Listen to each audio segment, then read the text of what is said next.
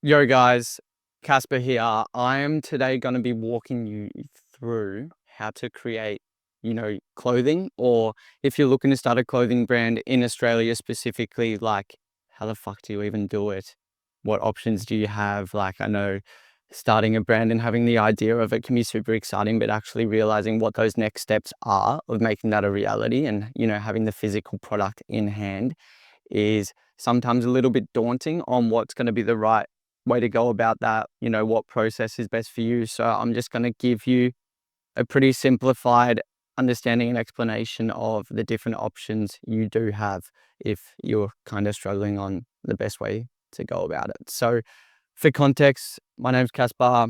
I was the co-founder of Mertra. I am now working with clothing brands one-on-one, doing kind of business coaching and consulting on helping to, one, start their brand, but more specifically, like specializing in those that are already at that 10 to 20K a month range and looking to get to 100K a month and, build those proper systems and foundations to help get there. But I had a couple of questions and DMs on this, like kind of earlier this week. So I just thought, I'll provide the same information I did to them for you. So if you're looking to start, a clothing brand in Australia, there's probably like kind of four options, or at least I'll walk you through four options of, the best way of going about that. What's the best decision kind of is going to depend 100% on what you're looking to create, where you're currently at in the journey and everything like that. So option one, which is easily going to be the easiest, I'm sure you've seen it, but it's print on demand. Basically what that means is you're just uploading, um, your logo or whatever design file you have onto a website like Printify, and they can print it out to you. It's super easy and, it gets shipped. You don't have to deal with the warehousing or everything, or you don't have to organize printing or anything like that. So it's the easiest option. I've written there, it is a last resort though. In terms of like, if you're watching this video, I'm assuming you're looking to start a clothing brand and take it pretty seriously. But, if you're just looking to get a few kind of funny t-shirts or graphics made, or at least like test what your design looks like on a garment, print on demand is a fine option. Pretty much what happens is your customer would place an order, you have a print, like a Printify store. I can just walk you through that. You'd forward the order to there, it gets wholesaled, you'd keep a little bit of a profit, and then the supplier would ship the garment directly to the consumer. So you don't have to deal with it. So it's pretty easy and hands-off process, but depending on if you're looking to start a brand properly, I'm sure, you want to and care about the quality and maybe doing customized garments so it doesn't make sense for everyone. The pros, low initial investment, you don't need to purchase the inventory, risk management super low. Um, you're only selling, producing items you sell. So there's not much of a money commitment involved. It's easy to get started, but as I mentioned, low quality control, you don't really get customization options. Profit margins can be super low. So if you're looking to make this a business, then, it might not be the best solution for you. I'll just quickly walk you through what Printify is though. So this is just an example. Let's change that. Um, this is just what like my logo, you can just like pick like a white t-shirt, right? I haven't put too much thought into this, to be honest with you, as in like, I just wanted to show you the example, but you'd get like a mock-up like this. You could promote the mock-up and it just gives you a pretty basic mock-up of what the design would look like. So yeah, maybe it is a good option for you. It's great to get started just to see, if you don't have that many design skills, or if you're looking to just get some like casual merchandising done or something, like it's a fine option. Second of all would be to do it yourself. So I know a lot of people, they're looking to start a brand, consider, learning about the process, buying the equipment and, handling everything themselves from the beginning. This is definitely a fine option. I've met many brand owners that have done this, and it gives a really good, understanding of what really goes into it, the process, and I guess the landscape of like starting a business in its entirety. It's great because you do have full control, and there's just going to be so much learning through trial and error about, you know, different types of printing techniques, like, creative expression. You can do any design you're looking to do, but it's definitely not for everyone. There's a lot to learn. I know a lot of people maybe don't want to be as hands-on when it comes to it, and maybe their strengths are on other aspects of the business. So doing it in-house can be a great option though. You do have full control, can be cost effective for small production at the beginning. And there is creative freedom with it, but it will take a lot of time potentially to get it even to a point where you're happy to, sell these items. So the learning curve is potentially a con, can be time consuming. Not that that's a con, but, just be wary that to get these things right, it might take more time than you expect. And limited scalability. So if you're looking to, scale, right, make this a business and doing it in-house and you're printing it yourself, it is going to be very time consuming, and there is so many different things you have to do as a brand owner. Content shoots, like the actual product development side of things, obviously, which you're doing here, but accounting, website, like customer service and everything that like potentially when hopefully you're getting hundreds and hundreds of orders, does it make the most sense for you to be doing that? You might hit capacity very quick, and you might be working in the business for a lot of the day, hopefully, like instead of on the business and like the broad picture stuff, what direction and movement you want to be going in. So keep that in mind. And then I guess what I would say is the main two solutions when it comes to if you're looking to take this kind of seriously, at least at the beginning when you're starting a brand, is the first option is local screen printing. It is a great starting point. I did this initially.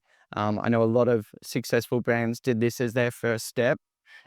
This is where, you would use a blank garment, whether that was, AS Color, or even if you ordered a blank garment from overseas, where I think this is probably one of the best options when you're starting out and you want to maintain quality control and, maybe going overseas, you're not just ready to do that yet. You want to learn more about the process and see if there's even like interest and engagement from your potential audience, hopefully. So local screen printing pretty much involves where you would order like a blank garment. You can find screen printers in your area and they just print your design on the t-shirt.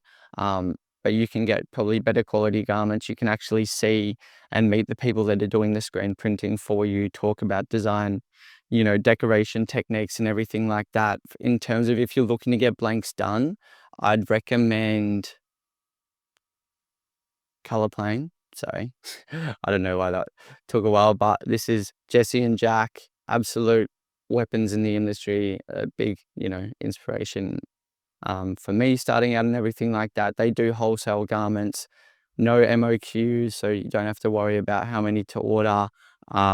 They've got heavyweight hoodies, crew necks, t-shirts, tote bags, wash zipped up hoodies. Like, this is just crazy that you can get this as a wholesale. And like the fit's awesome. Could print your logo there or whatever that looks like. It's a really good starting point. These are great quality. And in terms of finding a screen printer, you could just be like screen printer near me. There would be heaps of options. I've used a few. Redwood Press, shout out Sol. Probably the best in the game from my understanding in Melbourne specifically, if you're looking to, do that. So yeah, it's pretty much the benefits of local screen printing is the quality control. You can physically actually feel the garments that you're looking to produce, make sure that everything's up to your standards. The turnaround times compared to maybe learning the process yourself or, going overseas, which I'll mention in a second, can be a lot shorter. So, the MOQs even, you could potentially do like 5 just to see, take some photos, do some content, have some fun with it. Communication, these are people probably in your home country. So, getting your point across and what you're looking to achieve should be a bit easier compared to maybe some other options. As I mentioned, low MOQs.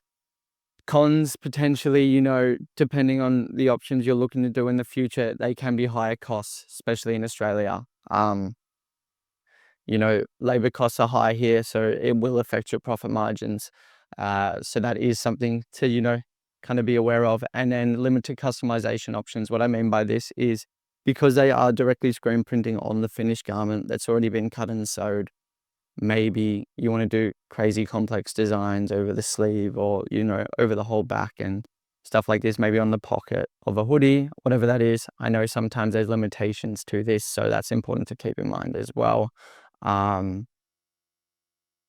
terms of the real world expansion, if you're looking to start out and you don't want to go overseas just yet, which I'll touch on the pros and cons of that, I would 100% recommend working with a screen printer. You could get a color plain hoodie, super low, 10 units, 20 units, keep one for yourself, do a photo shoot with friends, see if there's interest there, start, getting the garment in your hands as quickly as possible.